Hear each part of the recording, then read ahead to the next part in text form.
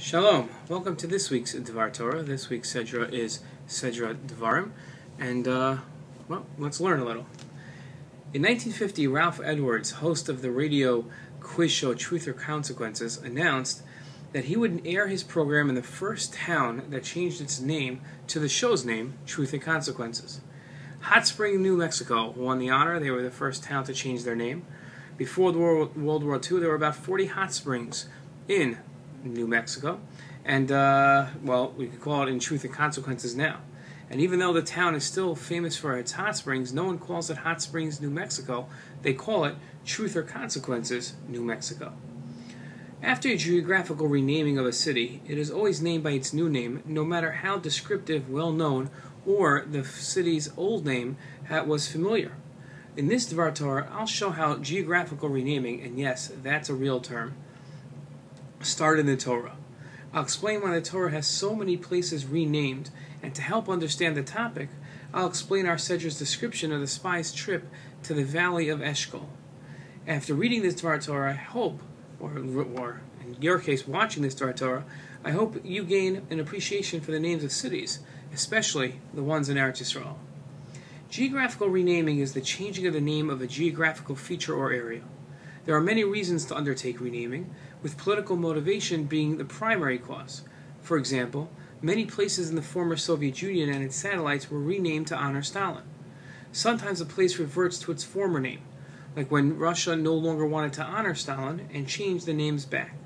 Throughout the Torah, we find places being renamed for various reasons. Our forefathers renamed places after encounters with God, miracles that occurred to them, or offerings given. When one of our greats renamed a place, they did so to celebrate an event, and more importantly, to send a message to future generations about that event. When an angel stopped Avram from sacrificing Yitzchak on the Temple Mount, Avram renamed the city Hashem Yirah, teaching generations eternally that Hashem was perceived on that special mountain.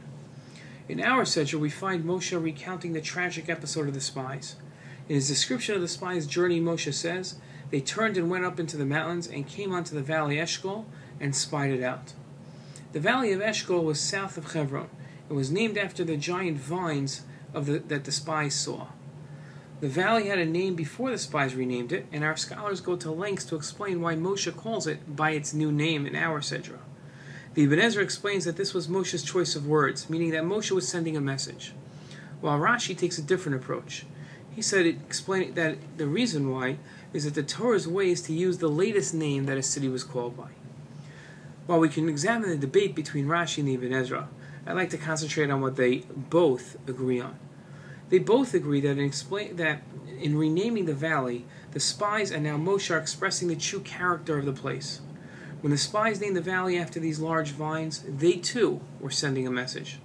The spies characterized this valley as a place that represented Israel's bountiful produce. Although the spies greatly misrepresented the lesson to take from those fruits, Moshe decided to refer to the valley by a name that conveyed the land's great measure. It's an interesting aspect of looking at this week's Sedra.